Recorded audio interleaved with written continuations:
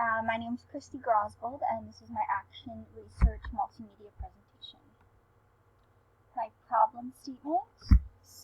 My statement of core values. I value responsibility and initiative. I feel that you can control your own future, and the amount of effort you put into anything will determine what you get out of it. People in general have responsibilities for everything, whether they're a part of tasks at school, commitments from clubs or teams, as well as things like chores around the household. I believe it's important to prioritize and complete any tasks you are assigned to the best of your ability. My research topic looks at students taking initiative in academics, which in turn makes them responsible for their future. This requires the completion of tasks assigned during class time as well as homework. I stumbled upon this issue in every teaching blog I've had.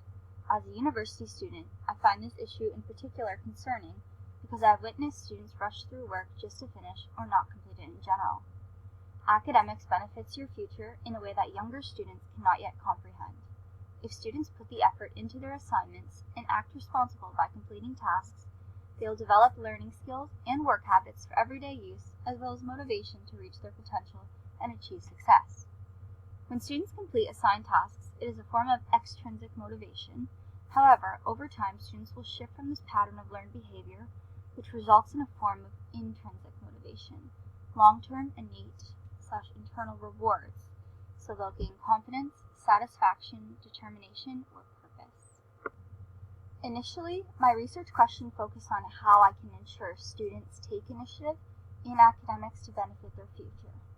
Then, after some revision and refocusing, I decided to implement a strategy or intervention. My new research question became how teacher support and positive reinforcement affects students' motivation and initiative taking in academics. From both a teacher and student perspective, I feel teacher support and positive reinforcement are effective strategies to encourage students. I think it is important to reassure students that they're on the right track, provide them with feedback and guidance to help them achieve success. Informative feedback and next steps for improvement, I think, are two valuable pieces of information for students to see what they could have done to reach the next level, and also something written about what they did well. From what I have experienced, each group of students is unique in their own way. For my last placement, I feel as if a reward system would have been an effective strategy. For example, completion of work, getting the highest mark on a test, getting important tests or assignments signed and brought in on time, and or improvement or achievement stickers. The sticker chart for certain age groups may be the key to motivate students if it is used correctly. Again, it is important to know your students because the strategy may only work for a particular group of individuals. So here are some definitions of relevant terms. In terms of responsibility, I wanted to focus on the idea of students completing tasks, so being responsible for the tasks. In terms of initiative, I wanted to focus on students putting forth their best effort and not rushing through tasks just to finish. I talk about extrinsic motivation, which is behavior driven by something like grades, and I'm trying to reshift that and focus on intrinsic motivation, which is the innate drive to do well, and it creates internal rewards like confidence, satisfaction, determination, or purpose. For my literature review, I looked at a number of sources, but one that stood out to me from another class was Dr. Stephen Covey's 7 Habits of Highly Effective People. Covey's third habit, put first things first, suggests creating to-do lists and prioritizing responsibilities or tasks which are urgent and important, then doing tasks that are not urgent, not important. So as teachers, if we teach students how to prioritize their schoolwork, they may have time to finish it in class and not have to take any work home. So students need to understand the importance of assigned tasks and how the amount of effort that they put into it will benefit them in the future. Another important factor is student engagement in relation to effort and responsibility of completing tasks. So this study looked at how a student's mood or their personality, for example, can hinder them from being engaged or motivated to learn. I looked at something called interdependent happiness, and the study was saying that it's linked to factors such as motivation and engagement in academics. So if students are engaged when they're learning, their individual achievement, such as getting good grades, increases. One study found that the amount of time students spend doing homework correlates positive academic achievement with results in academic motivation.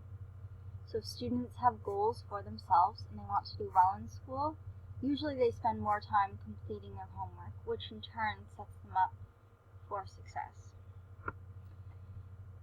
The last source that I looked at was another study which was done by Mulliner and Tucker, and it looked at changes in students' motivation and resilience, and it found that support from the teacher is key to motivation in academics. So students who are motivationally resilient had little teacher support over the year. They became close to being at risk. And also, this study found that quality and informative feedback from teachers plays a key role in academics. So the informative feedback that teachers give motivates and encourages students by helping them become more successful. Students who receive quality feedback are more likely to use it positively and improve or excel academically. Therefore, students will put more effort into their work because they know their next steps for improvement. So I just wanted to look at some limitations. So as teachers, it's our job to teach students how to prioritize and be responsible and put effort into everything that they do. By motivating them, using positive feedback and giving them support as well as positive reinforcement, engaging them in lessons, students should become intrinsically motivated and show their initiative in their academics. So every teacher is different though. Some limitations could include not providing informative feedback or positive reinforcement or even enough support from the teacher. So it's hard to reach every child and support them with their every need. But one thing that I did find is that there was a gap or limitation as a result of this, and it could include hindering students' independence. So by giving them all the support, they're relying on the teacher too much and they're being more dependent versus independent. So this next part is my research plan, my data sources. So for my data sources, I decided to look at both a combination of quantitative and qualitative data. I decided that checklists are less time consuming, they're easy to track. You can track strategies that you use as a teacher, you can track students' performance. This could be an effective tool for both teachers and students, and you can even use it as something to give students instruction. So for example, you can create steps on the checklist in order for them to complete their work successfully. So they could just check off once they're done, like, oh, I've completed this, etc. The next one was a portfolio, so a collection of students' work, and it contains things like their information sheets, but also tell me about yourself worksheets, like their likes, dislikes, any commitments, things they're part of outside of school, their strengths, weaknesses, DRAs, IEPs, assigned tests, culminating tasks, self-assessments, key assessments, and also goal-setting sheets. That was something important that I found.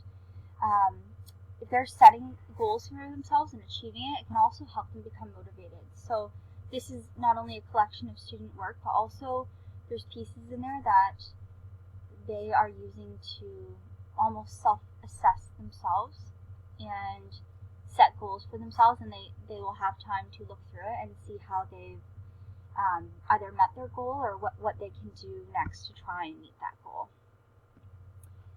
As for the attitude or rating scales, I think this is a great representation of exactly how a student feels about if they're interested in something, if they're motivated, if they like it, if they dislike something. Teachers can create attitude or rating scales based on anything, and the way teachers word questions and how detailed the questions are will depend on like the age group or topic. But they're definitely an accurate representation of how the student is feeling, so you get an honest opinion. So for triangulation, validity and reliability, I looked at checklist portfolios and attitude or rating scales. To ensure the validity or reliability, I was going to use multiple sources of data and analyze them carefully over certain periods of time throughout the year to ensure that validity or reliability. I think my most reliable method to ensure validity would be the attitude or rating scales, just to actually hear how the students feel, how motivated they are, and the goal setting sheets as well from their portfolios. Since this is action research, I just wanted to focus in a smaller kind of setting. So just in a regular classroom with 5 participants, so 5 students and 1 teacher. So this is my research plan, data collection procedures. My timeline chart, so the type of data I will be collecting, like I said, I'll be using checklists, a portfolio, and attitude or rating scales.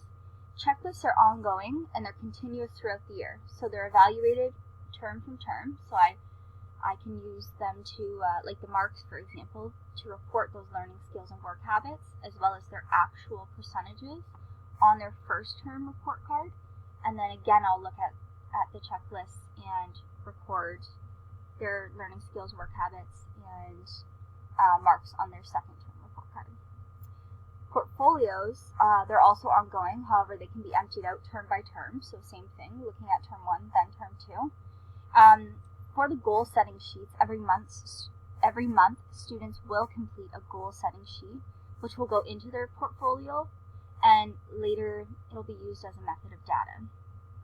For the attitude or rating scales, they'll take place 5 times over the year, and they'll occur at the start of the year, before Christmas break, at the end of term 1, then midterm 2, and then a final one will take place at the very end of the year. And then this would be like a trial, and I can continuously use this and see what I liked about it, what worked, what didn't work, and what students liked about it, if it was a good form of motivation for them to take initiative and responsibility in their academics. So some ethical considerations. To maintain confidentiality, each student participating in the study will be given a letter as a code for their name. So example, student A, student B, etc. By having students' information locked up in a filing cabinet in the classroom, only the teacher will have access to the information, and no one will be able to identify any student except for the teacher, because they know the code. So to end this, to close this presentation, this action research study supported my knowledge of teaching by ensuring that students are engaged to retain that knowledge that I'm teaching them. It helped me look at different ways of developing ways to motivate students, different strategies I can use. There's encouragement as well by providing students with that positive reinforcement and informative feedback and teacher support. I feel like that will help motivate them in their academics. And lastly, by using multiple strategies or interventions, methodologies to intrinsically motivate students and teach them those underlying skills and habits. So teaching them initiative and responsibility. And that'll help in turn with their confidence, and it'll make them want to constantly better themselves in their academic